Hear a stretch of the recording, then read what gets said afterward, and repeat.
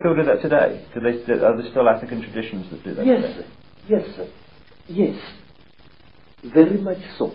And in America, some Native American shamans used to wear a special hat made out of the head and the horns of a buffalo, which also made the man's head look bigger than it is. Say, the Pope in Rome wears a hat which is intended to show him as having a brain bigger than average. That crown which has got three crowns, one on top of the other one.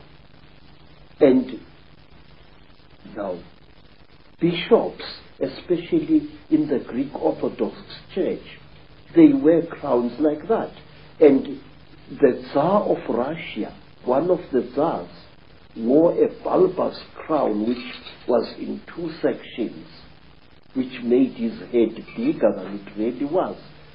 And in Persia, in Iran, some ayatollahs wear a turban whose effect is to make the man's head look bigger than it is.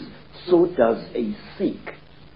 And so, for that matter, to the ancient priests of Israel, they also wore an iron-shaped headdress, whose impression was to give him a far and above size head. Aren't there also traditions in which they manipulate children's heads as they're growing so that they become more stone-like? Yeah. During my travels in Africa, sir, I came across an amazing people whom you must visit. They are called the Mangbetu people, and they live near Lake Rudolph in Central Africa. They are a beautiful, aristocratic people. And what they don't know about the universe is just not worth knowing. The Mangbetu people believe that an elongated skull with a flattened forehead pleases the gods. They flatten the skulls of their children, causing constant headaches to the child, even when the child has grown into adulthood. And I asked a beautiful Mangbetu woman, "Madam, why do you torture your children this way?" The woman, the wife of a senior chief, said to me, "Look, the gods want us to be like this." The story that you're telling, Credo, from the African perspective, is it in effect the same story as told in the tens of thousands of clay tablets found in what we now call Iraq, who've become known as the Sumerian tablets, that talk about a race of gods called the Anunnaki, who came in and brought knowledge, ruled the people, and interbred them? Yes. Do you say, therefore, that the Anunnaki in those stories that have increasingly, of course, been translated in a number of books, they were reptilian, you say?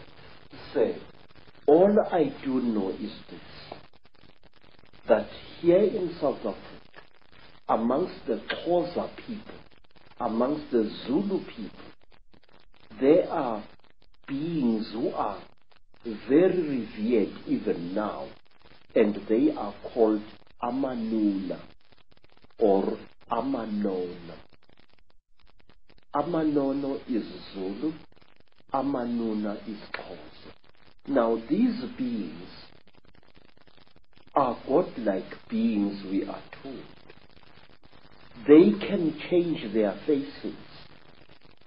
They can change their appearance. Yes, sir. They are shape shifters. A manuna, now if a Xhosa man has married a very beautiful wife, a wife whose face seems to change every day. He teases that wife by calling her his inuna, linuna lam. In other words, a shape shifter. Say, it is said that the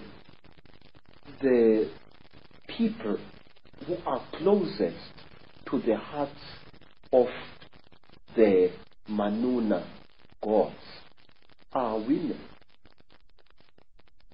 And why? Because the women give to the Manuna the power of, they worship the Manuna, they hero worship them, which explains why Nefertiti wanted herself to look like one of them, and her children too. She was actually hero worshipping these creatures, and the how you say, women's are copycats, and I'm not being sexist when I say this. Women will copycat any being that they think is supreme. In Egypt also, you have the python-like headdresses, which are pretty obvious when you look at them, that the pharaohs were connected with. Yes, sir. And the reptile has played an unusually strange part in the culture of all African tribes. For example, it is my suspicion that we black people of Southern Africa are going to be deprived of our nationhood in the very near future, and that we are going to be ruled by people of Uganda. But wait, what is the real meaning of the word Baganda? Baganda. And what is the creature that you see depicted on the walls of houses and on the roofs of houses of some of the greatest empires in Africa? It is the python. There was a golden python which was used as a decoration on the roof of the house in which the king of Benin, the Oba, lived. Zulu people revere the mamba, a very terrible snake. Zulu people revere other snakes as well. And in Venda, in the northern Transvaal, the Venda people regard the snake as well as the crocodile as sacred.